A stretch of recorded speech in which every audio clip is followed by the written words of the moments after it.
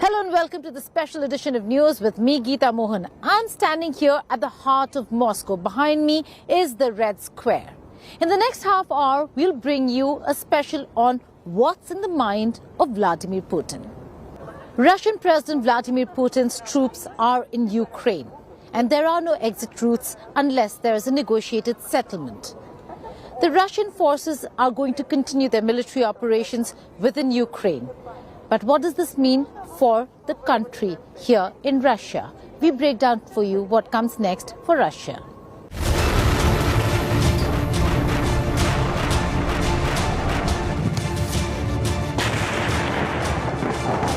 It's been a week for Vladimir Putin, labeled a war criminal by the United States, called a terrorist madman by the country he has invaded, saddled with history's most crippling sanctions against Russia, and bogged down in a war that has no visible exit route.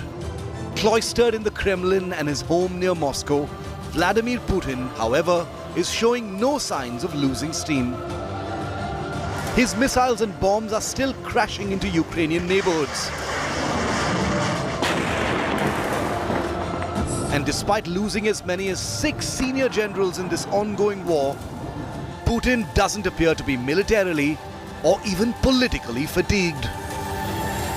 For now, Ukraine in a very precarious situation. The unpredictability of what's going to happen next is palpable when it comes to conversations we have on either side. But the Russian side very clear that there can be no NATO expansion into Ukraine.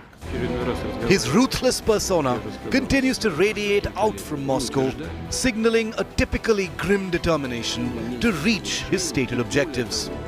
As Russia's longest-serving leader after Joseph Stalin, world leaders wonder if Vladimir Putin has finally landed himself and his country on the path of economic, political, and military doom. For a superpower leader who has stayed in power for nearly a quarter century and managed to establish Russia as a true world power, has Putin's famed psychological ruthlessness been derailed by a war where there doesn't appear to be a dignified exit? Or is the world about to witness Vladimir Putin's famous will to overwhelm, digesting the losses, casting aside the sanctions, and showing a terrifying appetite for damage to his military and reputation? Is Putin about to signal to the world that he will finish what he started?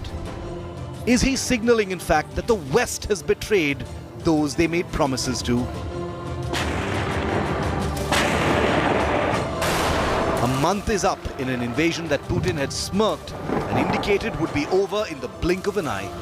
What Putin does next means everything, not just for Ukraine, but for the most intriguing Russian leader of our time. With Geeta Mohan in Moscow, Bureau Report, India Today. Putin was born in 1952 in St. Petersburg, a city that was under Nazi siege during World War II that killed most of the population. His father was severely wounded in war and his mother nearly died of starvation. But things turned around for Putin. Here are the years of childhood and growing up that shaped the man Vladimir Putin.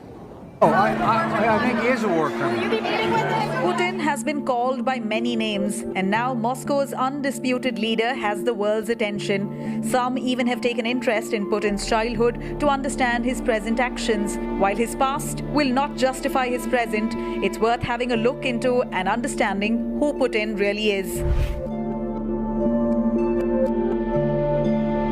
Born in 1952 in Leningrad, which is now called St. Petersburg, his childhood was rife with hardship. His city then was under a long Nazi siege during World War II that killed most of the population. The siege has been termed genocide and is described as the world's most destructive siege of a city. His father had taken part in World War II and was wounded badly. Putin's mother, on the other hand, did odd jobs and had almost died of starvation during the Nazi siege of Leningrad. Putin's family had a room in a rundown apartment shared with 2 other families.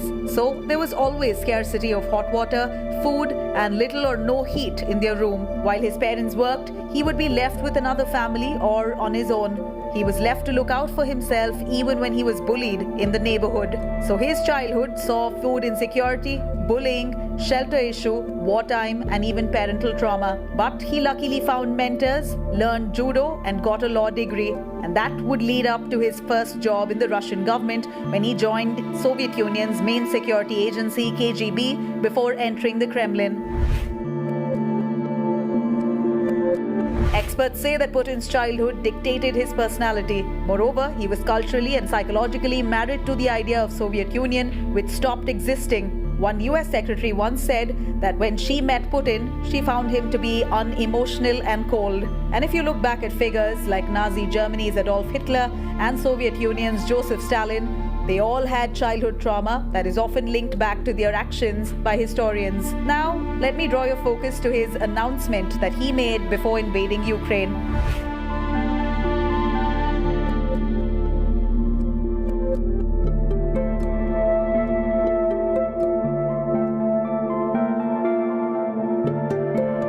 Let's have a look at these two words, denazify and demilitarize, because these two words have been used by him to somewhat explain to the world why he is invading Ukraine. And now link that to his childhood trauma of living under military hell, bullying, and war trauma. In his mind, he is the victim here, and he is defending himself as he is threatened by Ukraine. Modern warfare is not just limited to battlefield. Social media has become the new theater in the Russia-Ukraine war. Now, who is leading Russian President Vladimir Putin's team? While both sides scream propaganda and accuse each other of using social media, here are the 4 women leading President Putin's digital team.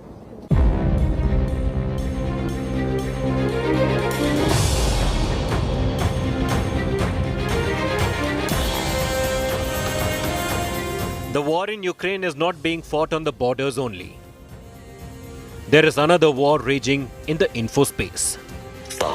While Ukraine has been successful in seeking and getting global sympathy, Russia's focus is on garnering domestic support for the war. Over 59% Russians support the invasion of Ukraine, according to surveys by various agencies in Russia. Proof that Vladimir Putin is winning the info war in his country. Russia's propaganda machinery is led by 4 women. Leading the charge is Maria Zakharova, the Director Information and Press Department at the Russian Foreign Ministry. Maria has helped sell the idea at home that the West has launched an information war against Russia. She has also accused the West of information terrorism. Next on the list of propaganda crusaders is Editor-in-Chief of Russia Today, Margarita Simonyan. Margarita is sanctioned by the European Union for promoting a positive attitude to the annexation of Crimea and the actions of Ukrainian separatists. Another key Russian figure in the info war is Maria Butina. In 2018, Butina was accused in the US of being a Russian spy. She was sentenced to 18 months in prison. 9 months later, she was extradited to Russia. Butina was elected as a member of the Duma, the lower house of Russia's Federal Assembly. The last on the list is Valentina Matvienko, a Russian senator and the Speaker of the upper house. Born in western Ukraine, Matvienko has justified Russia's actions, saying that the invasion is the only way to end this brotherly war.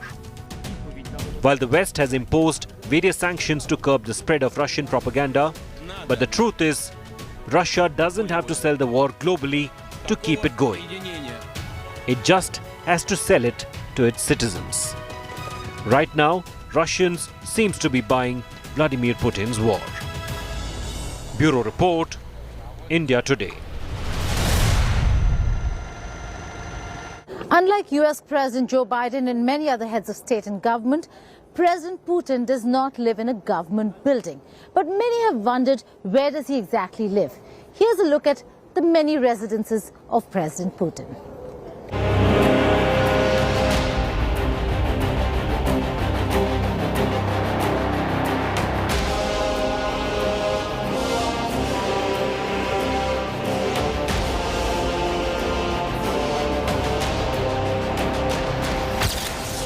Strongman, autocrat, aggressor.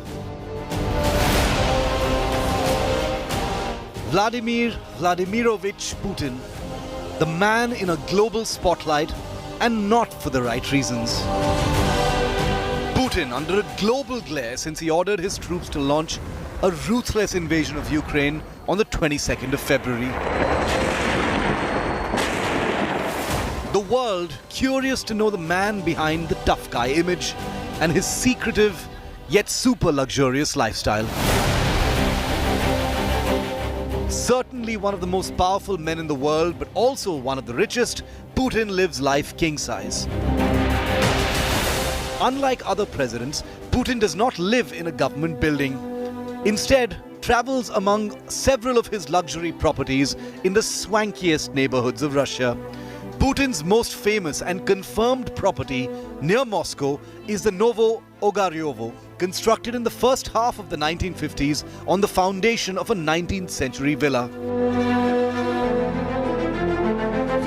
The Russian leader has hosted famous world leaders here, including Barack Obama in 2009.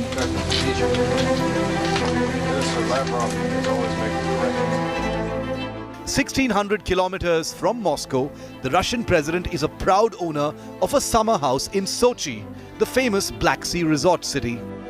The villa, named Bochara Vruche, is located very close to the coast. In 2008, former US President George Bush visited Putin in this house for a summit amidst Moscow-Washington tensions.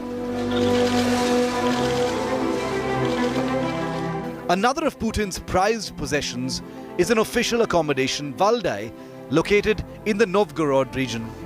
When Putin inherited the highest office, he also received the right to use this super swanky residence.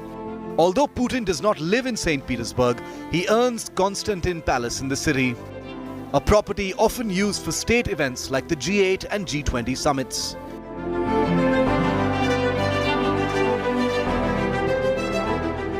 Putin skips the palatial confines of the Kremlin, which have served as official residences of past Russian leaders since centuries. He occasionally drops in to visit these historic office complexes using motorcades or helicopters. But for everything else, Putin lives on his own terms. Bureau Report, India Today. That's all from me for this edition of the news. Keep watching India Today for all the latest news and updates.